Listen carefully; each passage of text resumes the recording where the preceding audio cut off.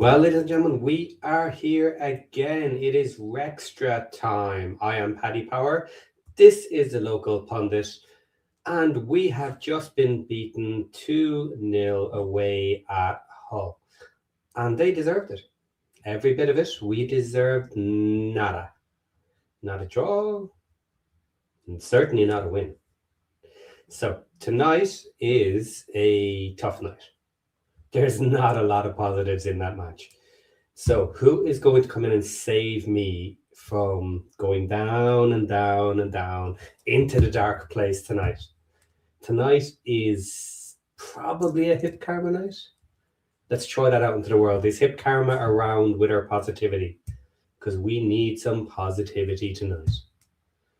So guys, in the chat, jump in. The link is out there. What are we going to talk about tonight? Because I am guessing we're going to have a quick show. Because if you guys don't jump in here to make things nice and positive or keep the convo going, I'm not going into that dark place on my own. So let's see the comments. First up, Steve Barton, new member. Welcome. Okay, Habsification is here in the comments. Well, I saw that coming. It was an interesting one after we saw the no change in the lineup. A couple of fresh legs, back-to-back matches, players who deserve to play a little bit. That's an interesting topic. Okay, Matt White. Parky was definitely playing with fire with that lineup. Not surprised either. Okay, especially after seeing the match, because we didn't talk about it too much before the match. What is going on with O'Brien? We need some attacking players on the pitch, and he can attack. He stretches the other team. He's quick. He's fast. Yes, when he finally gets there, he has difficulty scoring, but he gets there. We need to discuss this. Matt White again. He's going to channel his inner John Merrill and say one upside is that we only have 3 more away games against current top 10 teams. Good call. That's something positive. I like it. And guys, the link is in there. So who is going to come in and join me tonight? Who is brave enough on this horrendous result? Kenneth A. Williscroft. Were all the teams sitting in the stand with the manager? No, they weren't. The majority of the management team were down with the boys. But if you have a look, Parky was sitting with the Wrexham staff. Were around him. So, and Matt White again. Lewis O'Brien and Ratbone both not playing. Shocking. The Ratbone one, I can give a little bit of leeway for that. Maybe he's not as good as we hope he is. Maybe in training he just isn't up there. So until we see him play and he's excellent, I'm going to give a little bit of the benefit of the doubt on that one. But Lewis O'Brien, we've seen him play. He's good. He's quick. He just can't finish as much as we would like, but he stretches teams. Ricky Quillman Jr. Okay, Parky style was always going to get figured out. Coaches are too good at this level for long ball and crosses. Very easy to defend.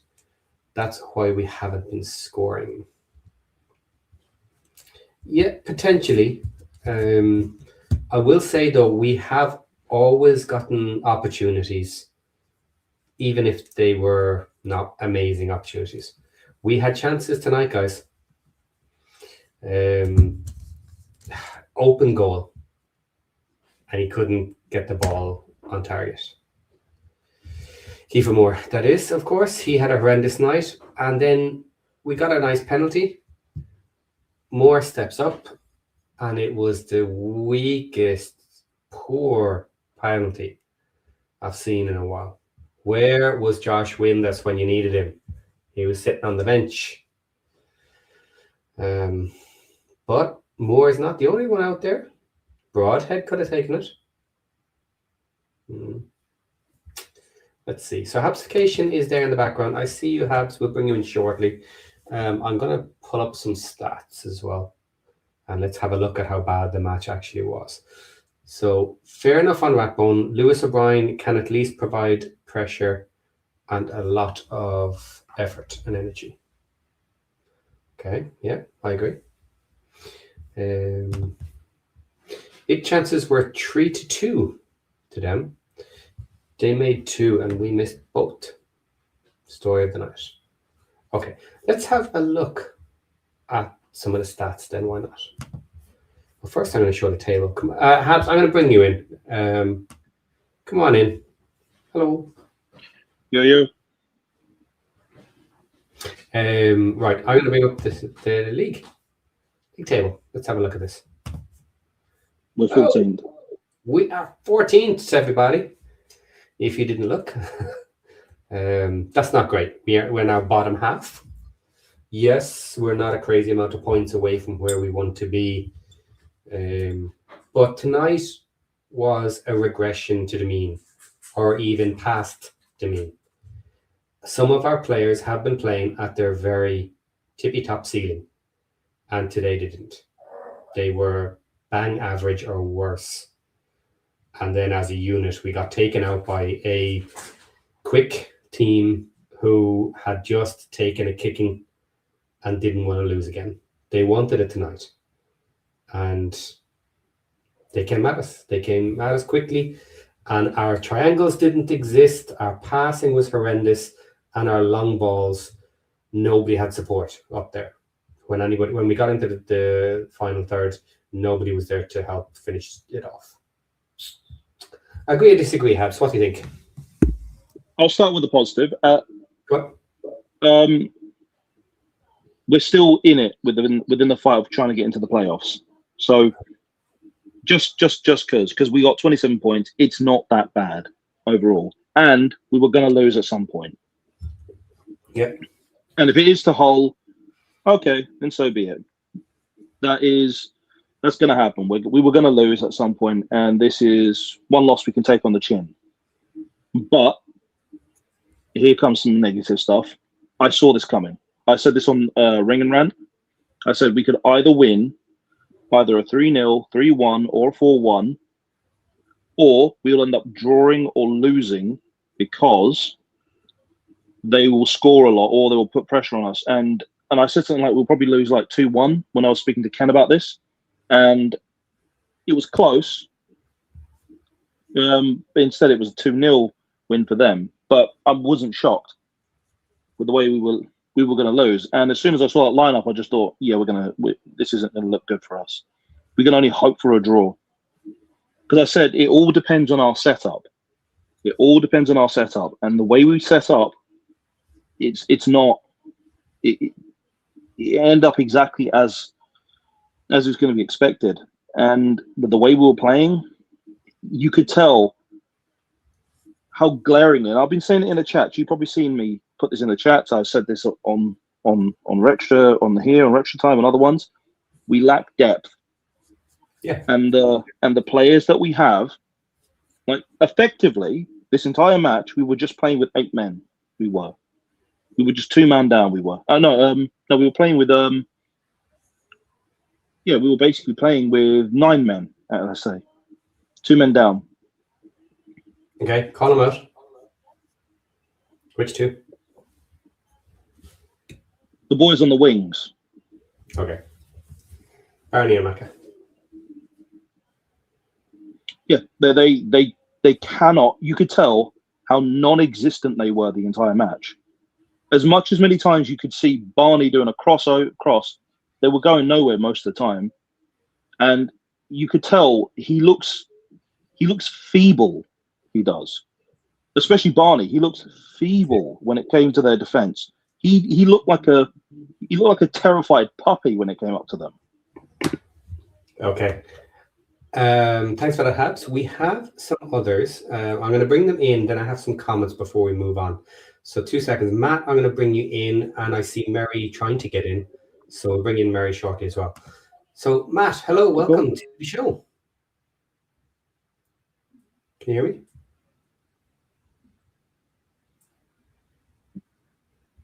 Hello. Hello. Yeah, good, we got you. I don't think I'm echoing. I was echoing earlier. Am I good? You are good. If you give me 1 second, I just want to pull up 2 comments here, and then we'll get your opinions on everything. So, Skizzy, put this in. Keep right on, boys. That defeat for the Blues doesn't seem as bad now, does it? No, it doesn't. Actually. Right. And also here we have Scum Army 25. Honestly think Parky has done an amazing job. Not a lot of these players would get in top championship sides. Parky has them playing collectively together, good as a team, and tonight you were tired. I kind of agree with that one. You know, that is fair. It was a bad night tonight. As I said, we went back to the mean and maybe past it tonight for some of the players. And it's going to happen. We have poor depth and we have some players injured. So it is what it is.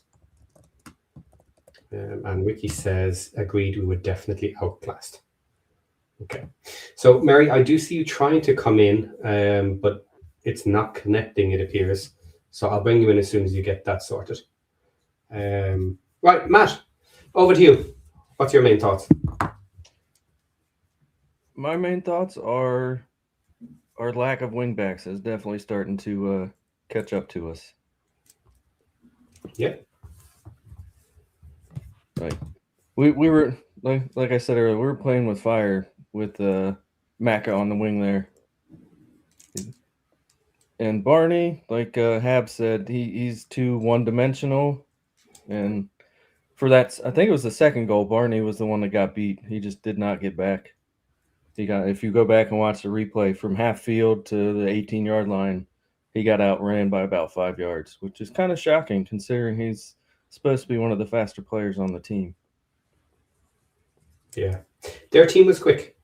They were fast. They were chasing that ball. They definitely were. And the other thing with Barney is he always seems to go backwards. I don't know if that's something, the team in general, I don't know if that's something that Parky has put into him, but it seems like if there's like a 50-50 chance, they go back. Yeah, I think there's multiple players that if they run into difficulty, they immediately turn around and pass backwards. Exactly. So it appears that they've been drilled that way. That's what I'm starting to think too. I mean, I get it if you're like a possession team, but we're not really we're a counterattacking team. We're never been a possession team under Parky. So I mean, it kind of makes sense to hold possession, but does that really work with how we play? Yeah. The problem is that we don't have our players that would be able to do the possession game. That's the problem. Our midfield, like we didn't put our players that be able to play the well, we did have some of the players, but our ability to attack was basically neutered because we were basically functioning with 2-man down, basically. As much, I mean, I saw those 2 crosses that McLean did. I was just thinking, what were those? Yeah. Mm-hmm. Those were just awful. But a bad night is one good thing, but this has been a consistent pattern that we've seen all throughout the season. He's reached his absolute limit, he has. And he reached them a long time ago. He can't continue playing in the championship. He did look tired, certainly by 60 minutes. And not only that, it was just there was no, you can tell when, and this is also the fact that we're in December as well. So these kind of games are going to happen. These midweek games and weekend games, these are going to come so often, especially in December. So A lot of people are going to get tired very quickly. Injuries pick up very quickly around this time as well. So this is just par for the course in the championship anyway. So this happens all the time in the championship, and a lot of people go on losing streaks as well in the championship for this. But this isn't today's match was just a display on why we just do not have the pace, and we needed that pace so desperately to be able to move forward. And we had our players that were doing all the flair, that we had the flair type players. Like you had Broadhead, you had Thomason. They were doing great. Both of them were doing great. They were trying to get those balls, trying to get those second balls, poach anything they can get the pass forward. And you could see even when Broadhead was just challenging, he went straight through in the first half. He ran through all the men there, tried to get the ball in, but he's kind of just left on his own. He is. And everyone else was just basically floundering. Yeah. Hold it there for 2 seconds for me. It looks like Mary's in. Let's do a test. Mary, hello. Hey, Paddy, can you hear me? Yes, we have you loud and clear. Okay. Hey, Habs. Hey, Matt. Hello. Here Welcome. Hi. Go ahead. No, I'm listening. Yeah. Okay. Habs, do you want to finish there, or? Yeah, I was going to say we were just floundering the entire time. You could tell. So you remember at the beginning of the season when we said, once we got our particular wing backs, we were like, oh, we're really good here.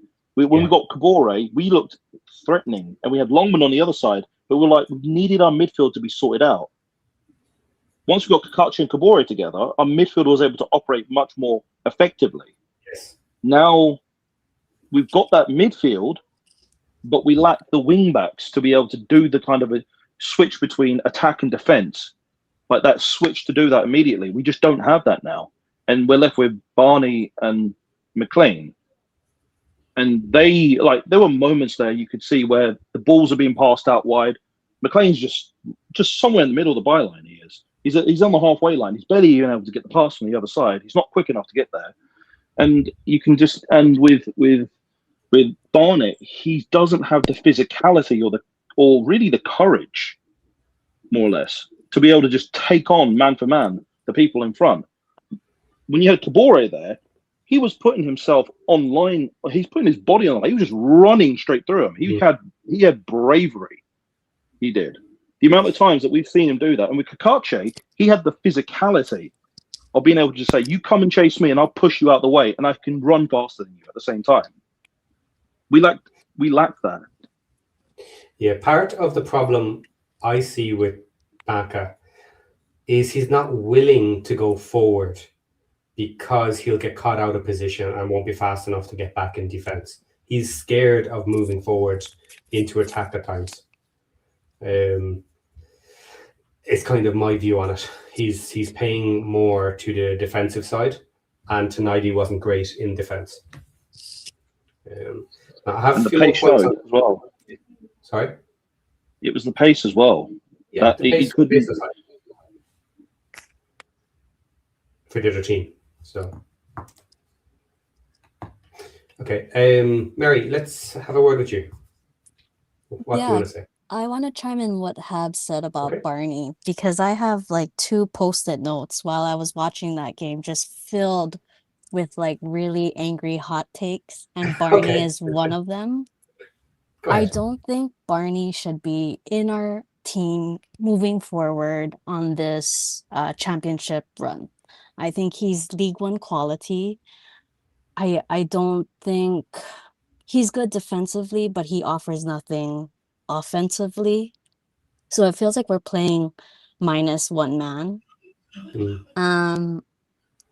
I don't know why Longman is, I don't know why he's rested. I don't think he needs rest. Maka was atrocious.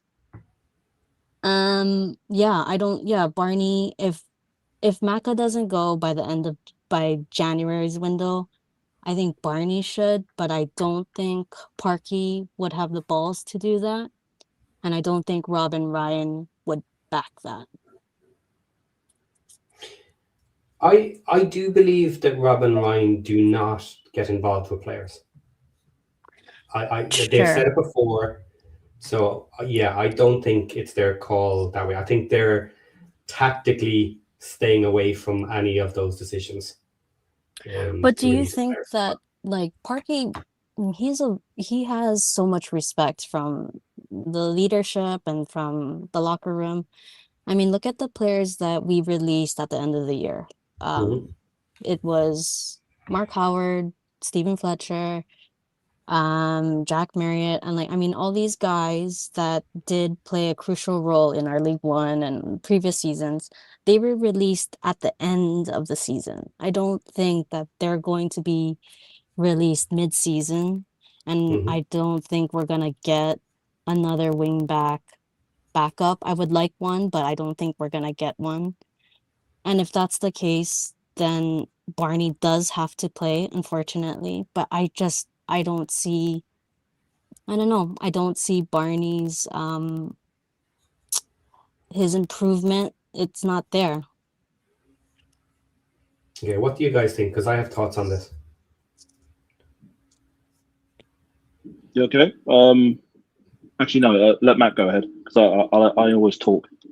Okay, All right. Matt. So my opinion on Barney, if in January we end up bringing in another wing back, Barney doesn't get registered. That's my take.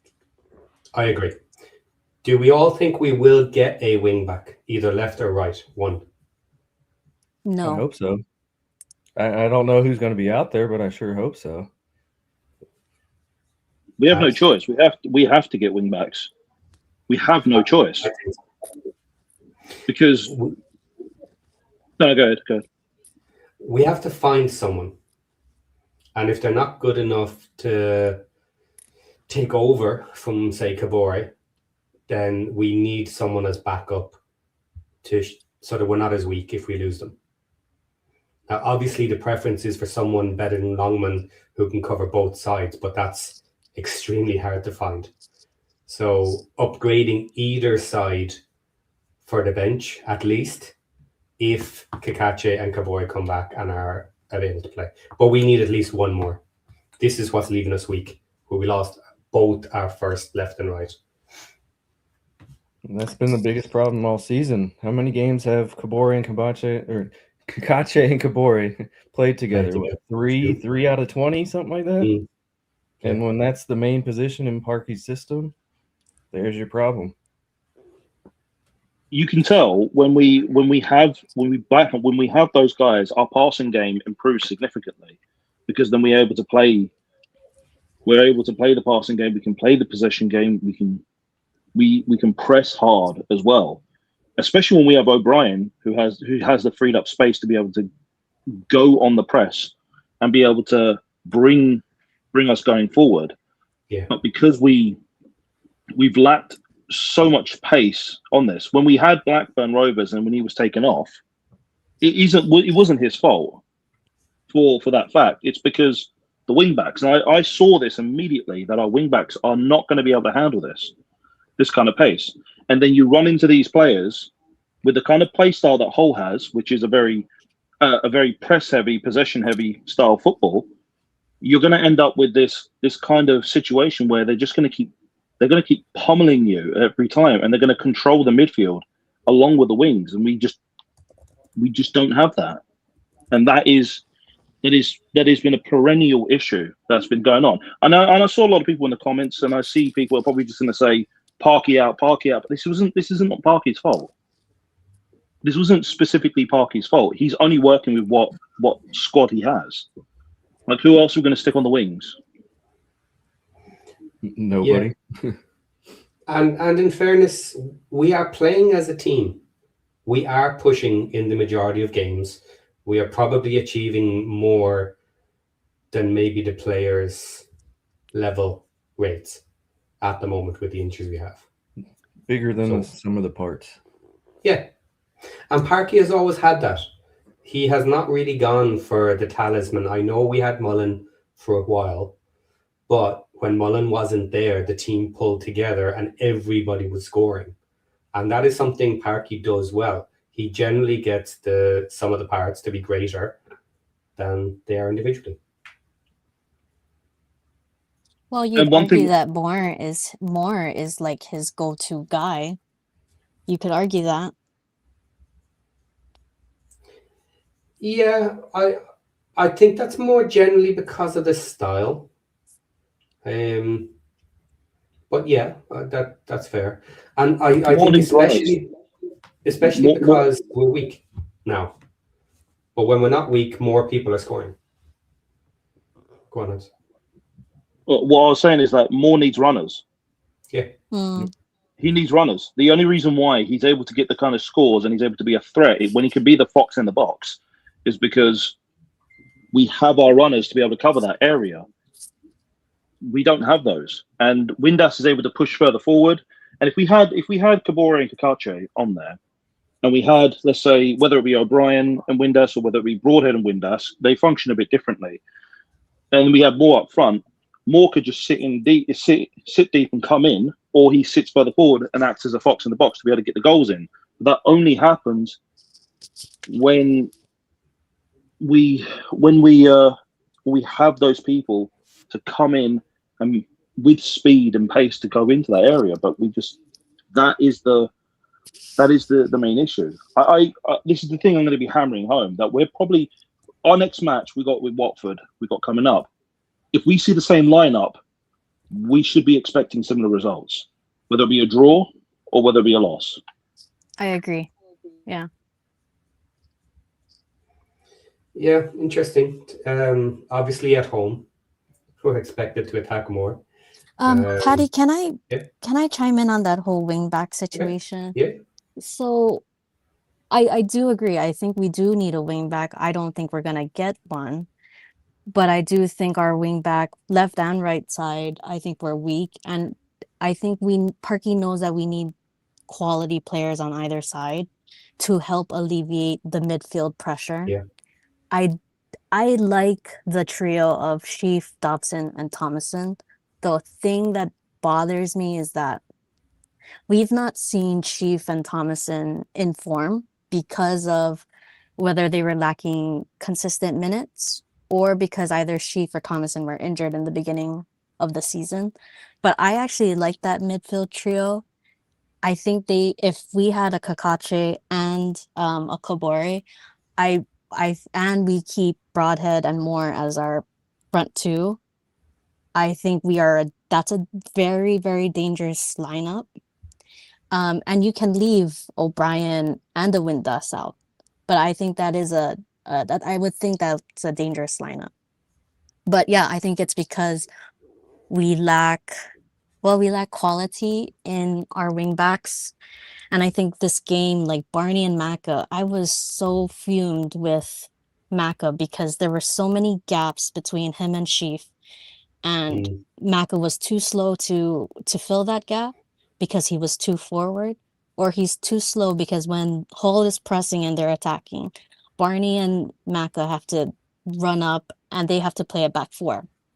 Along with, or not a back four, but like help the back line with Cleworth and Hyam on the sides. But Maka was too slow to do that. And yeah, he just played, yeah, I was not happy with him. Okay. I would say Barney wasn't any faster either. He's not that much faster. Yeah, Barney wasn't. We're just working with what we have. Yeah, I'm going to I brought this comment up here from Ricky. Those three give 0 going forward. It showed today. I agree. Yeah. So I do think once we have our wings, they have more space and they can be more attacking. Today was a horrible day to judge them on because everything was going wrong. And we're not a great passing team. So without the space, we don't have the triangles, and we saw that today. When we did have Kabore and Kakache playing together, everything opened because they had to cover the wings. They couldn't overload the midfield, or they couldn't double up and overload either wing because we would just use the other one. So I do think the three you mentioned would be better, of course, with our wing backs. But I am interested why O'Brien is still not playing. He is a big attacking threat. Maybe Parky sees him at the front of a square midfield that he can't play. I don't know.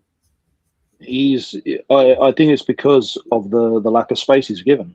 That's it. Mhm. It's because of the lack of space. Because we saw it in the Blackburn match. He had to sub him off and bring on. He brought on Windass instead. Was it Windass? Or Yeah, it was Windass. Yeah, because you could tell how ineffective he was within that midfield space. He works very effectively by going forward when our wingbacks give him the space to be able to push further forward. But we didn't see that in the Blackburn match. And even in the Portsmouth match, when we drew with them, the wingbacks were so deadly to them, even when they were pressing us, because they were so deadly in terms of both defence and on the press, it gave so much space for O'Brien to just keep moving further forward. So even though he didn't score, and we could have scored against them, but even then, if we had that space to open up and go forward, we'd be able to get the goal or be just a constant threat in the box. But because we don't have those players on our wingbacks, that they are so essential. Our wingbacks are so essential for our ability to switch from attack to defence and back into attack, or going straight back into defence. They're so essential. And in pressing too, because Moore and Broadhead cannot press. They don't. I think Broadhead, I think one of my critiques of him is that it doesn't seem like him or Hardy will run for it or will physically press in that first half. Moore looks like he can do it, but it's because he's fatigued by like the 50th, 60th minute that he just stops. And then you could tell in the first half, I think in the 25th minute, he was I think he was shouting at, I can't remember who it was, but he was trying to urge the other players to press, to move forward, because we were by their like goal line. So O'Brien does a really good job at pressing, and so does Windass, and our wingbacks, if we had quality wingbacks, we could press more. And if we press more, I think we get more possession of the game, more control of the game, and we score early in the first half. We do not do good at scoring early, and we end up chasing the entire game. Yeah. Let's change the topic a little bit. Scum Army here. I can't see how they can't defend the second goal. Every defender ball watching and not closing the man down, hurting me to watch the replays. So that kind of leads me into my point. They were very dangerous because they got up near our byline often and around our wingers, and were passing back across our goal. And our defenders were extremely deep and weren't clearing it in general. That happened again and again and again. So some of our defense was poor tonight. My specific question, I'm getting to it now. Josh said in his watch along, why on earth was Scar taken off? That Scar wasn't a problem. What my opinion on this is, it was actually Hyam was the problem. Yes. He out on the left side, he could not cope with the speed. And because the change was needed, Hyam is better than Scar in the centre. So Scar was sacrificed because Hyam was having a tough time out on the left. Do you agree with my opinion on that, or have you a different take? I agree. I do agree as well, but for another reason as well. Doyle was also brought on because of his ball carrying ability and his ability to push the game forward. Yeah. Ball carrying and passing. I agree with Habs. But then should Hyam have been taken off? No, see, that's where I was annoyed that's what Josh Parky. was saying. But to your point, Hyam's better. Hyam's definitely a major or mainly a center back. Yes. And to your point, he's better than Scar. So that, in my mind, is how Parky did it. Move Hyam in, take Scar out, put Boyle on the left, and get more pressure going forward. Not necessarily that Scar did bad, just that Hyam's better. And then you only really have Doyle on the left after that. So we're all kind of on the same page. It wasn't a scar issue as to why he got taken off, as Josh was trying to say. Correct. Yeah. Okay. Then let's stick with the defense. What about Max? What did we think of Max tonight? I think think he's Max at- does just enough. Like, his performance is solid enough to stay in the starting 11, but he doesn't have great games. And you can see that he doesn't know what to do when he tries to push forward.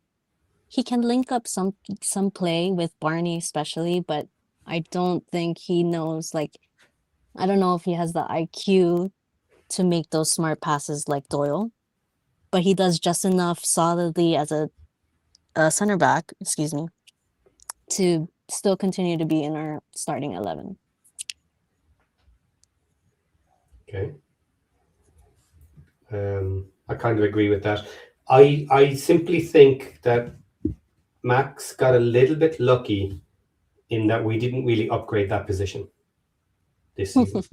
The only position that essentially we didn't try and upgrade. Sure. So My thing is that he functions like an inverted fullback. And part of the reason is he's part of the attack. He joins in with the midfield and he crowds the other end's box as well. Mhm. The problem is that the midfield was utterly shut down today. Yes. Yeah. It all stems back from Yeah. our wing backs. Like once that goes, that Yeah. just daisy chains off onto the next, and then we got the opposing team running straight at us, which we've struggled with all season. Right. It's a domino effect. Once our exactly. midfield is shut down, if our wing backs are shut down, our entire midfield is shut down. And when our midfield is shut down, we're basically left stuck in our own box and we can't push forward. And so we're left having to hoof the ball constantly, but we're not hoofing the ball far enough so that we can push forward again. So we just hoof just enough just to get the ball out of the area, but they go straight back to the midfield. It does. What we should be doing is just kicking them all the way to near the other end of the box. But we don't do that. We just do it in like a panic way. It's like, we've got to get this out, got to get it out. We get it out. Then we just go back. And then what happens is the goalkeeper comes out. Either the goalkeeper from Hull or any other position comes out, stops the ball, passes it, and recycles the attack again. And then we're just stuck back. We're in this continuous loop of being stuck in defense and then kicking the ball out. And then they come back and attack us. And then we just keep repeating this. It's just an ongoing cycle. Okay. Matt, I'm going to throw this one at you. Ready? Sure. Okonkwo. That's it. All right. No context. Paddy, no context. There's no context needed. He did save us a few, like that Okay. save towards the end there. But I don't know if he's taught to do it, to parry more than he should be catching or not. That's my only big issue with AO is he seems to punch and parry more than try and catch. I don't know if that's just how they're taught these days, or like I feel he could have caught that first goal instead of letting the rebound, but that could just be me. Yeah. Punching and parrying out is not so bad when it's coming in high. But yeah, coming in from down low, you're supposed to try and hold on to that ball. Maybe he saw them late, maybe the shots were hard, but they ricocheted almost every shot into horrendously dangerous areas today. I will give him credit. He got down to some amazing saves, even the rebounds. They were difficult shots, some of them, and he got to them at least. But today was so bad, I'm not going to hit AO too hard, I think. It was a tough match for him. But he showed off he can shot stop again. He's definitely our number one still. Yeah, of course. Mary, anything to add on AO? Yeah, I mean, he's in form now, so I think that's just his style. He doesn't catch it, he just parries a lot. But he's in form, so I'm not gonna rag on him. Yeah, we can give him most of a pass today, considering things were so bad in general. Habs, anything else to add? Or I don't want to really blame him for this. This isn't really his fault for that.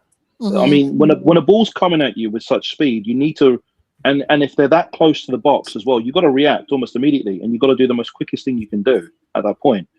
And sometimes you're not going to be able to always catch those balls. So you're going to have to react as quick as possible. And he's done nothing wrong overall. I mean, you could say, and here's the thing: all goalkeepers have off days as well. Now, I wouldn't say it's his off day. I think it was more so he was trying to react as quickly as possible to try and stop this. But it didn't help that there was so much traffic in the box as well. And when the ball bounced, especially in the first goal, when that ball ricocheted off his hands, everyone was just standing there looking. Yeah. Scar got caught ball watching on that one. Yeah, it was Scar's man that put that rebound. Yeah, but it happens when one, because you're ball watching, but the other being there's just no reaction. Everything just fell apart. Yeah, let's talk about the two goals a little bit. So the first goal there, what I noticed with AO was he was tracking the ball and he went to go for it. He took a half step and changed his mind and stopped. Now, whether that's a correct decision or not, I don't know. Because maybe it was a little bit too far out for him and was a little bit too dangerous to go jump and try and get it. But then, of course, the ball came down, kick came at him, and couldn't stop it. Or he did stop it and then went in after. So any comments on the first goal before we move on to something else? I mean, you have to, everything is a split-second decision, really. Yeah. So it's almost impossible to know exactly because you're trying to predict where the ball is going to go at the same time. So you've got only a few moments for when the ball is about to come in, and you have to stop it. He stopped the first one. The second one, he was close to stopping as well. So he wasn't off. He wasn't too far off from stopping the second one either. But when that second ball came in, it was caught off guard because everyone was just standing there. And Arthur was just there left trying to pick up the pieces from that. Yeah. Okay, no further comments. We'll hit goal 2. Yeah. Yeah, I mean, is anyone else going to answer? I guess not. Okay. It's a good goal. The second goal is a good goal. Hayam does everything he can. And that gets past Arthur. I think it's a good goal. And Maxi couldn't I think he tried to, didn't he like dive and try to block it, but then it went past him. So yeah, it went under 3 people's feet. Yeah. Well, they were further in trying to block the attackers, and the ball came back as a cutback again. Now, the one that was closest on replay that probably should have covered this was actually Dobson. As that ball came back in, he was on the line, or just inside the line of the penalty area, and he did not get a foot to it. Where was Barnett? That's what I was getting ready to say. I think the biggest issue where on was that Barnett? play, if you go back and watch it from the start, when they start their counterattack, Barney is even or pretty close to even with the guy that ended up putting that in, and he got outpaced by about 5 yards in the half of a field. Okay, it was not pretty. He just left Barney in the dust, and then that put everybody else out of position with the guy running at him full speed. So that's because Barney is still in League One. He's forgotten that he's in the championship. He's definitely hit a ceiling. Yeah, unfortunately, yes. Yeah. Okay. Before that, now, can anyone tell me this? Before they came up for their second goal, we were on full attack. We had the ball, and was it Broadhead at that time who was on the run? And I screamed at the TV, "Pass the ball!" And he didn't. The run was gone. It was too late. And then they lost the ball. He lost the ball. And then they won attack to us and scored. Does anyone know who it was? So I'm trying to think of I right think now. it was one of the midfielders. Was No. it Thomason? It might have been Thomason, but I'm not sure. It was somebody off on the right, and he was wide open, and he just refused to pass it. I do know which player you're talking about. I want to, yeah. Looking at the screen, I gotta say it's Thomason that was open over there. So are you saying Thomason was open on the run, or I think the pass that he didn't make was the to pass he Thomason. didn't make was Yeah. Oh, okay. It was Thomason that brought it. I think it was Thomas. Okay. Broadhead had the ball, and Thomason was making the run down the right towards like the edge of the 18. And he was wide open. I don't know if there was a defender off camera that we couldn't see, but he looked wide open. But Broadhead pulled it back and looked left instead of right. Okay. That's something I want to go back and watch later. I just didn't have time to do it. Free Pugs is saying it was Dobson. Okay. Was it? Okay. So, Paddy, did you guys talk about the penalty? The missed No. penalty? not yet. Can we talk about that? Yes, we can. Go ahead. Why do Oh, here you go. Uh-oh. Wrong button. Here we go. Mic check 1 2. Oh, hey, okay. Yeah, there you go. Yeah, wrong button. Okay, sorry. No problem. Yeah, so why do we think Moore takes that from Brody? Why? My only thought is, didn't Broadhead get tackled to draw the penalty? Wasn't that him that got tackled? He Yeah, did. he earned the penalty. So maybe he was feeling off or like had a stinger. I don't know. That's the only thing I can think. Maybe, but to me, it looked like he was really making a meal out of that. He just had his kind of ankle knocked out from under him. It wasn't a hard one. He played for the penalty. It was a penalty. No, it was a penalty. And he did it nicely, but he was playing it up. But it was a penalty. But So my point is, I don't think he was injured enough or recovering from a heavy fall, unless of course he just got the wind knocked out of him when he fell over. It's possible. That's the only reason I can see he wouldn't take it. Like, I don't see a player like that turning down a penalty kick, but I've been wrong before. I don't think he's really that kind of player that's able to do those kinds of shots. He's not that kind of player to do penalties. I mean, I'd rather have taken Dobson or even Barnett to take a penalty. Really? Broadhead is quality. I know. I would have wanted Broadhead to take it, but they here's the thing. They discussed amongst themselves who should take the penalty, and Moore, I guess, took the penalty. But I wouldn't have gone with him. You needed someone with a bit more power and a bit more finesse for that kind of ability to get those balls into the back of the net. And Moore isn't that kind of player to do that. He's a fox in the box. He can get those balls in there and he can get you those tap-ins or those nice little shots that you don't really want happening. But he's not a penalty taker. Our designated penalty taker is Windass. Mm-hmm. And Windass wasn't on the pitch. He had to be subbed on later. What about Thomason? Do you think he's if Moore didn't take it, do you think Thomason or Maka would have been the next best candidate? Yeah, Thomason would have been good. McLean possibly so, but at that point, I don't even know if McLean was even good enough to shoot from anywhere. Yeah. Okay. I just asked Grok who takes penalties for the Welsh team. And it came up with a list for me. First, Harry Wilson. Second, Brennan Johnson. And third, Kiefer Moore. So for the Welsh team, Kiefer is kind of in there before Broadhead. Well, let me ask a slightly different question. When Kiefer stepped up to take it, was anybody worried or anybody saying he shouldn't be taking the penalty? No. I was worried. I was surprised. I wouldn't say worried. I expected it to go in. Let's put it that way. Yeah, I agree with Matt. Okay. Right. We have some more guests. I don't know how long they were there because I wasn't paying too much attention. But I'm going to bring everybody, and we're going to have a big group session today.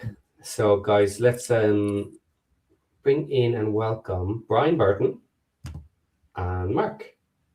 Hey, Brian. Brian, Hey, are you Mark. there? Yo. Hello. Good. Fellas. Brian's working. Cool. Hello. Mark. Hey, Hello, Mark, you you're right? in. Yeah, all in, mate. Good. Okay, let's start with Brian. Do you want to have a couple of comments to catch up with what we've been saying? And then Mark will grab you next. Well, I don't know how much you guys have talked about the lineup so far, but from my perspective,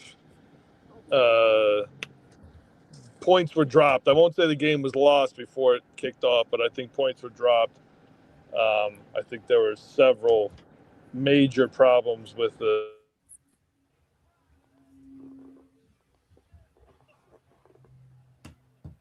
gone over that horse. But starting with Longman, not playing Longman against his old team, he's clearly our best wingback. Wingback's a very important position for us, and we're just absolutely struggling with Barney and Macca. So Longman not starting. I thought maybe he was injured, but then he came on, looked good, so not injured. So that's kind of unexplainable.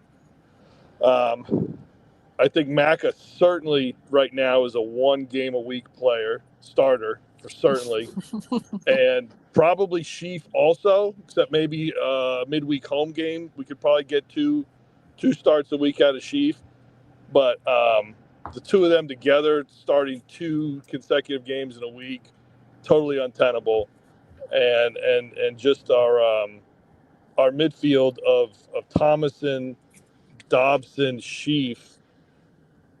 It smacks of Parkey was playing for the draw, and playing for the draw is a great way to achieve the loss. So I just think it's difficult to understand why he made decisions he did, and then some of the substitutions were strange as well. I didn't think I would have loved to see Matty James come into a tie game. Or even a game we were winning. But once we were down 2, I didn't see the point of putting James in. So anyway, that's just the tip of the iceberg, and I think it's. I've been talking for a long time about major problems with Parkey's lineups. Okay. If you're correct about not being able to do midweek games and have the physicality and the be able to cover that, we've got problems. We've got big problems. And we may be about to hit them in the next 3 weeks because it's back to back to back. And if you're correct on that, we're in trouble. Well, when it comes to Sheaf, I mean, it's you have Matty James there. You could just be rotating them, where Matty James plays the midweek game. Yeah, but we've no one to rotate Macca because then we get Barney, and Barney's not playing well either. So. Well, I mean, you had Longman. Okay, hang on a second. I actually want to bring Mark in for his thoughts as well first. Thanks, Brian. 2 seconds. Mark, what would you like to add, or what would you like to start? You know, I was just having a look at the game and looking at the replays now, and just Scar for the first goal just gets caught ball watching. He parries it. He's behind the actual man that actually managed to tap it in for the rebound, and he's just caught ball watching. And it's just the defending today from Wrexham, and they're normally solid, was terrible. And the transition for the second goal was just horrendous. You had 3 men back there. By the time he taps it in, when that cross comes in, there's 4 men back. No one actually tracks him and stays with him. Everyone's caught ball watching. It was a calamity. You had half chances. Kiefer Moore won on the 15th minute. He could have buried it. He was 1-on-1 with the goalkeeper. So he was off tonight. And even when he stepped up to the penalty, he didn't look confident at all. And he projected where he was going to go. Do you know what I mean? It all looked off tonight, Paddy. Yeah. They just didn't look like they were in the races tonight. And like you said, I think it's the 26th, from the 26th, I think it's the 26th, you got four games in 10 days. Yeah, we do. So, and the squad, like you, Southampton, we've got a good starting 11. That's it. So, when you've only got a good start in 11, when you start getting injuries, you can land up picking 4 or 5 losses up straight away. So that's when I was saying to Josh the other day when I put in the comments there, enjoy it, because even when you get in draws, it's better than losses. Because when you get one loss, you could land up getting a loss and a loss. So just enjoy it, you know. But yeah, I don't think it's all that bad. Like you said, it's midweek, it's Hull. They've only not scored twice this season at home, so they were always going to score a goal tonight. Yeah, I think they were going to score a goal, but I was much more confident we would actually score on them. Yeah. But Well, like you said, you had your chances as well. we Do you know did. what I mean? You had the penalty and one-on-one with the goalkeeper with Kiefer Moore. But like you said, he weren't at the races tonight. It was weird to see him like that, you know. I haven't seen him like that with Wrexham so far. When I've seen him on TV this season, he's looked confident. And like I said, he just projects that penalty where it's going. The goalkeeper knows exactly where to dive. Yeah, it was pretty horrendous tonight. But like you said, you got Watford, and I think a big part of it as well is missing Parky actually being down there, because it changes a lot. It does change a lot when your manager's not on the sideline. Okay. Because he was in the stands tonight, wasn't He was, yeah. he? Yeah, I thought so. But yeah, I don't know who you're missing. Was Lewis O'Brien playing tonight? He was on the bench. He wasn't chosen. Okay. Yeah. Has he been playing poorly? He hasn't been finishing, but he has been creating a lot of chances. He's quick. Find it he used to be in the Championship, very good ball carrier. Very good ball carrier. That's why I'm surprised he weren't on the pitch. But, it's an interesting question. We discussed that a little bit at the start. Why is Parky keeping him out? Why isn't he using him? I don't know. I would be trying to use him personally. Yeah. Okay. But, go on. Mark, I'm going to ask you yourself. Who are you supporting? And I'm Scum Army, mate. I'm on. Yeah, you're Scum Army. Okay. Yeah. Right. I was wondering there. Southampton supporter, mate. Cool. It's nice to have other people come in and have a discussion. So, mate, don't worry. I was at the start of the races this season, mate, holding my head in my hands, wanting to have a nervous breakdown. So don't worry. I was basically pressuring him to come in. That's the reason why. No problem. And actually, we do Ring and Rant on a Sunday night, and that's open to kind of a lot more general conversation, maybe than this, because this is focused immediately after a match. So if that suits you, that's a good one as well to jump on. It was nice to watch the Wrexham game, though, Paddy. It was nice to watch it. It's just a shame the way it ended. Yeah, it is poor kind of end to our 9-match run streak of unbeaten. Yeah, that's a thing in itself, 9 matches, though. You should be proud of that. No one expected you to come up this season and be where you are right now.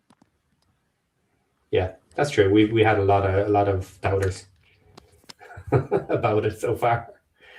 Okay, other topics, guys. Have we other things from the match that we want to throw out there? Yeah. Have you guys discussed AO, especially the first goal? Yeah, we did just before you jumped in. Maybe you missed it. We were talking about it. Yeah, it wasn't great, but he's had such a tough match as well with everybody else around him. It's kind of, we didn't want to focus on it too much and blame him for it. I think a lot of people would take him in the Championship as well. That's an interesting question for an outsider, actually. So what's your opinion on him? He's decent, mate. Brilliant shot stopper. Brilliant from reaction save, you know. He's got that there about him, and he's a young goalkeeper. He's progressive, and he's got that growth in him. And I would take him over Southampton's #1 goalkeeper. So would you'd rate him in the top 4? What's that? He's a good goalkeeper. Very young. He's from that Arsenal academy. I think he's good. Habs might think I'm crazy.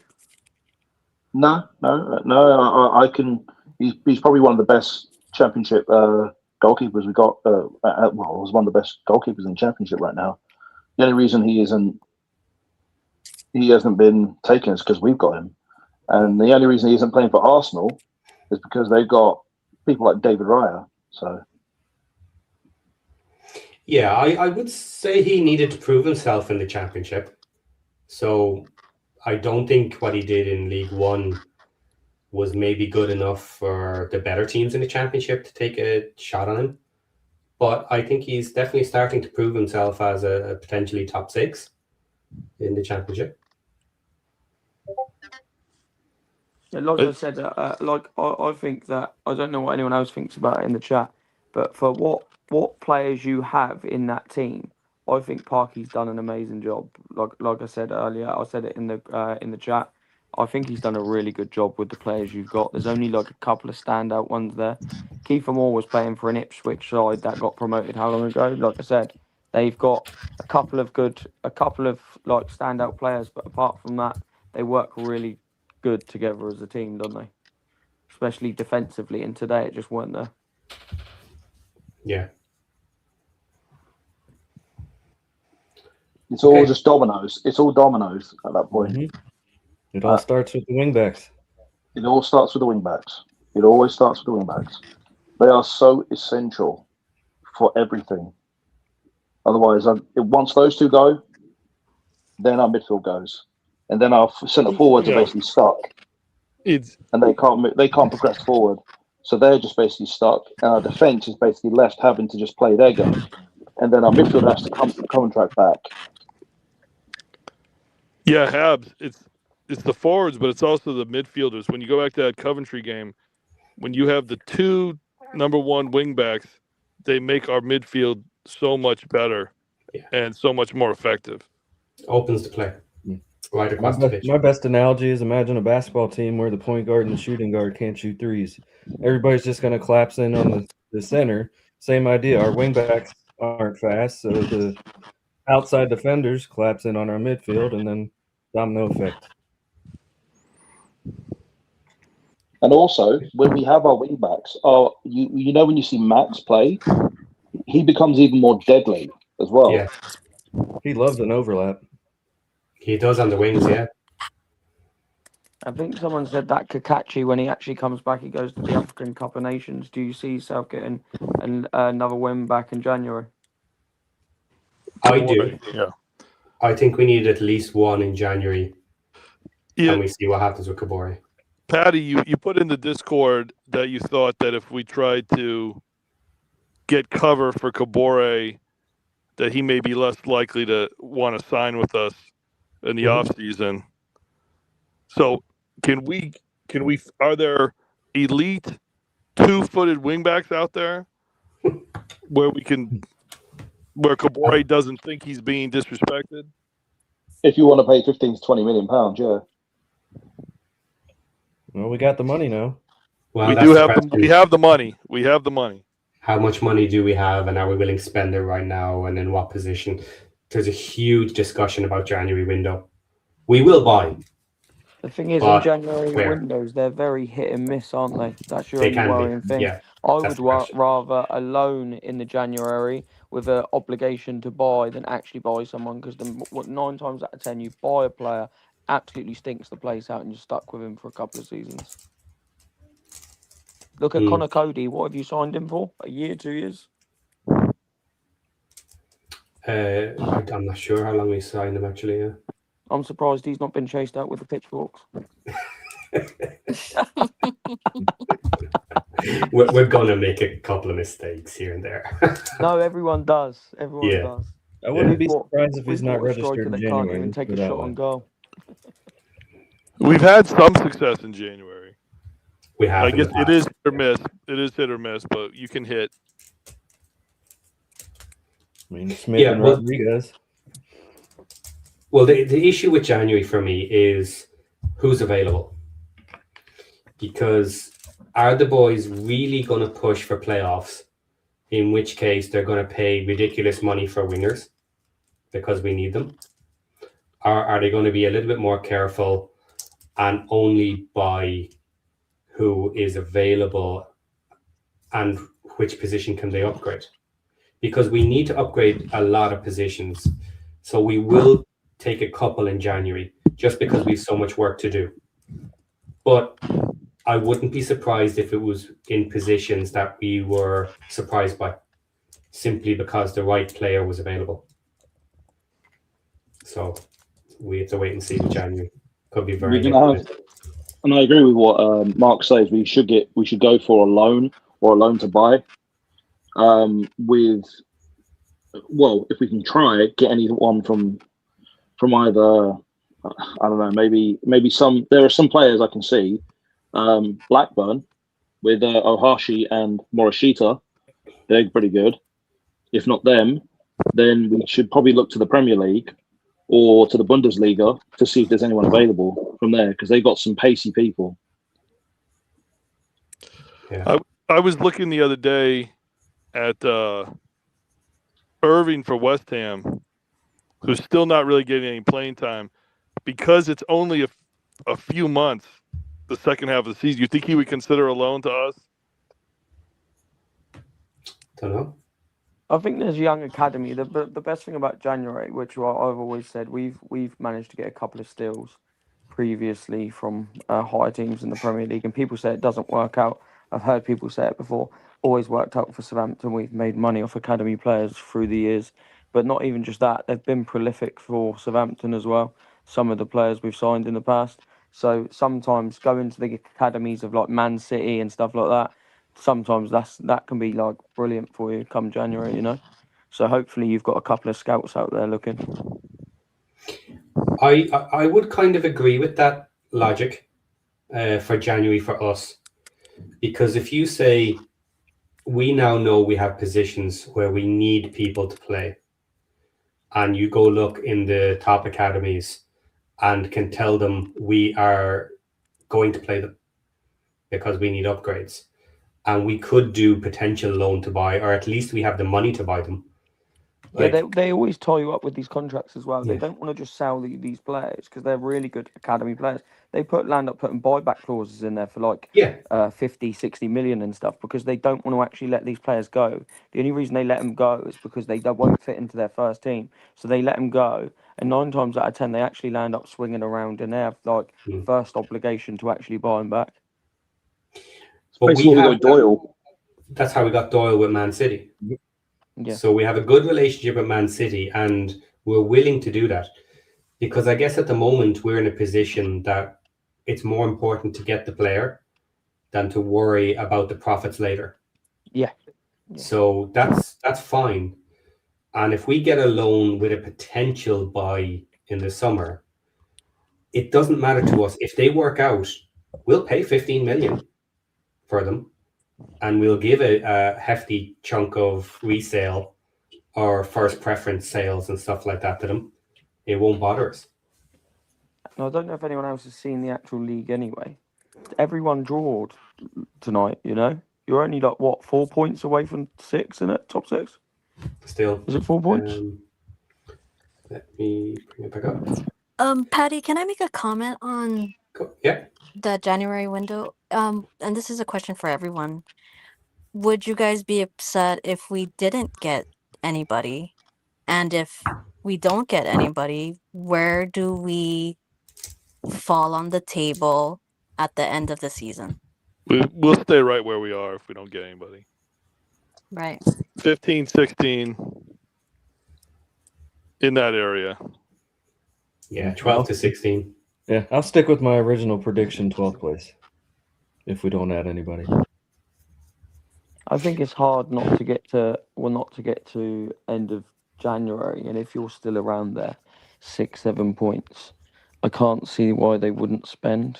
Like, especially where the money's there as well. I wouldn't be able to see in my mind that they wouldn't spend. Yeah, but Mark, there's like the whole thing with that is, okay, we can spend. I know we have the money, but who's willing to go? But that's what I mean. You have to chop Just that don't squad. register. There's a lot in that squad as well. You have to think about next season as well. January's not just for, like you said, it's not going to just be like buys, like you say. It's for building. So maybe they might just get like one player in there, or even like 2 players, like just one at minimum, just in a place where they actually know they need to improve for next season. Like you said, maybe a loan to buy, something like that. I can't see them not recruiting, but it's a good question though, because if they don't, like you say, they probably would stay round about where they are because it's such a like small squad for how much squad depth, like as in quality you've got, and it would Right. probably be around about there to about 15th. They're not going to go down, but you could easily step off, and you could land up like losing games because just how thick and fast they come. Right. We have players that would need to go. I don't think that's a huge issue. So obviously we have Lee. He won't be registered. Yeah, Paddy, we have players on some reasonable wages coming up from lower leagues, so we could, if we had to, keep them on for the rest of the season and just not register them, like you said, and it wouldn't hurt us that badly. Oh yeah. Yeah.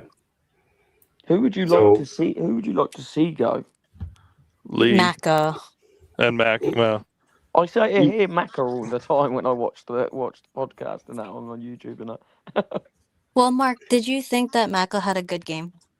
Or not that what I see of, but like I say, I don't watch them every week, so I can't Right. be a big judge. But not from.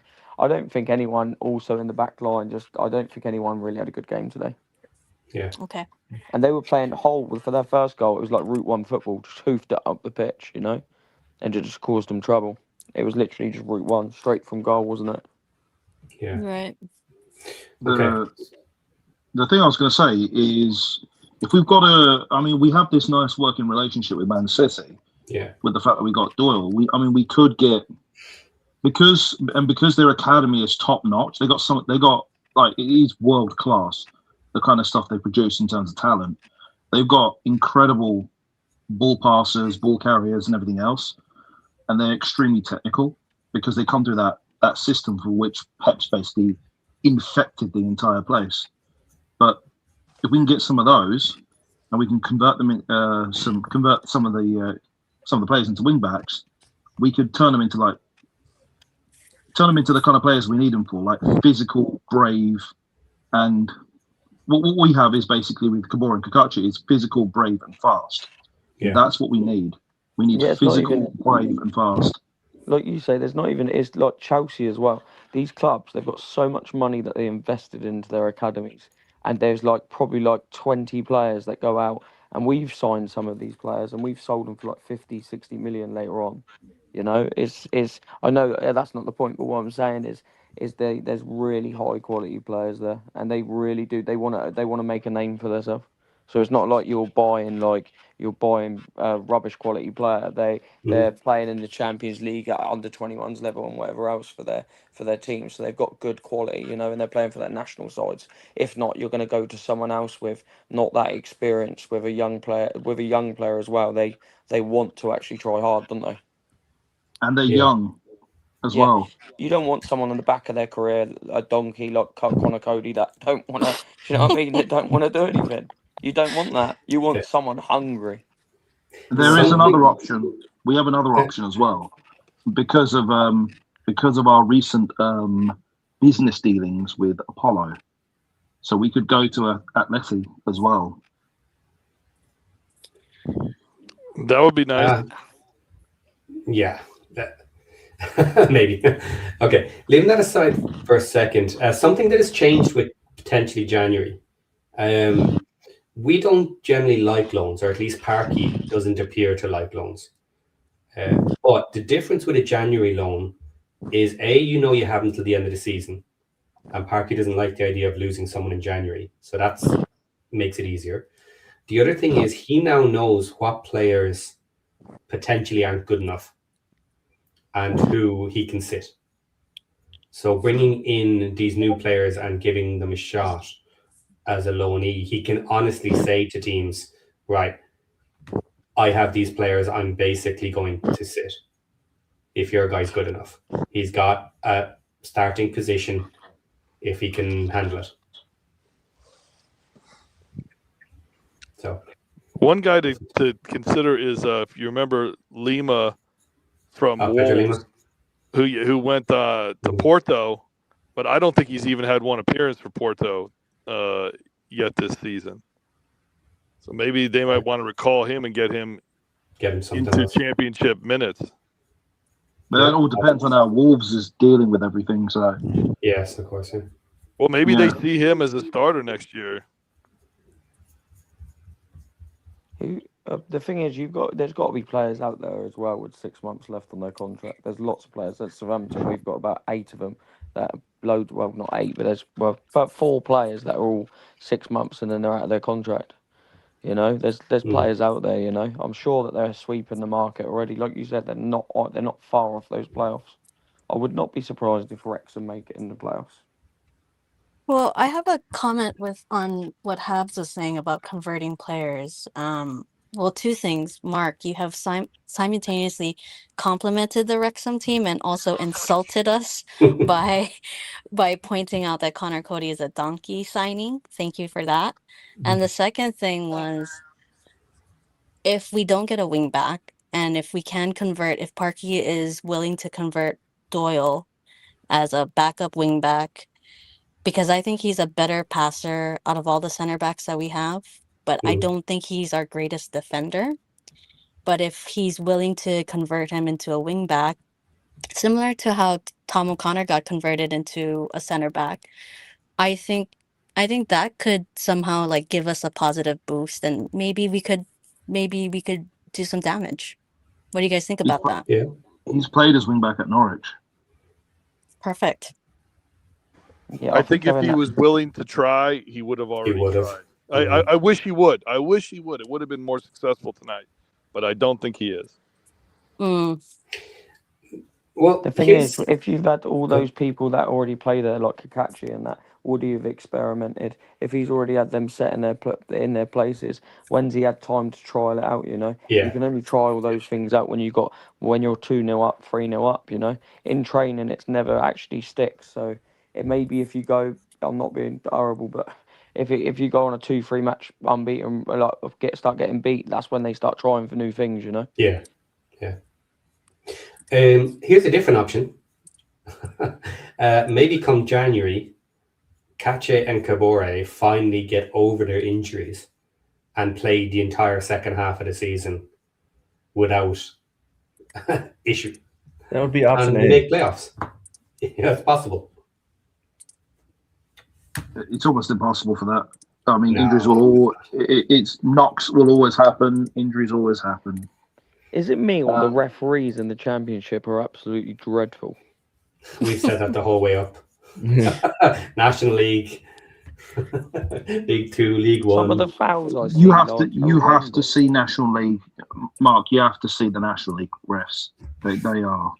I see one of your players on the right hand side get mullered today, and I don't even think the player got carded for it. Can't remember. Which one was that? Right, I think he was playing right hand side. Where what was you running? No, it would have been left hand side. Left hand side, yeah. No, Okay. yeah, right hand side because you were running towards that side. Yeah, right hand side. He got taken out. Was that James at the end? Don't know. James, maybe. I've got the highlights on there. But yeah, got taken out, and I was just thinking, where's the card? You know, where's the card? Mark, are you sure you're not a Wrexham fan? Do you know what? I watched the documentary. I was saying to someone the other day, and I'm a Southampton fan. I'm born in Southampton and that. But when you watch this documentary, you really you don't buy into it, but it's hard not to sort of invest into it, right? So I always have a little look out. I did last season, but obviously we dropped down to the Championship, and now they're there. Okay. It's the documentary is a really nice thing for introducing people to the club Yeah, and they're allowing you infectious, to isn't it? buy in. Exactly that. Yeah, they're really cool, especially if you can watch it from the start, and like you said, anyone that don't even like football, they'll end up liking it because of the documentary, you know. But no, good question. Guys, I think Is that how we got John Merrill? Is that how we got John Mann, maybe. John Merrill's the biggest Wrexham fan. Totally. He's a spy. Okay, guys, that's So been an is hour Ken. 20. And I did not think I was going to go this long tonight. I have had great fun tonight. I was really worried that tonight was going to be horrendous on Extra Time. But you have all been great, and I've had great fun. So if you want to hang on there, I'll shut us down and I'll say goodbye to you after. So on that bombshell that everybody's a closet Wrexham fan, we will see you on the next one. Take care, Thanks, bye. Patty. Bye, guys. Bye. Later.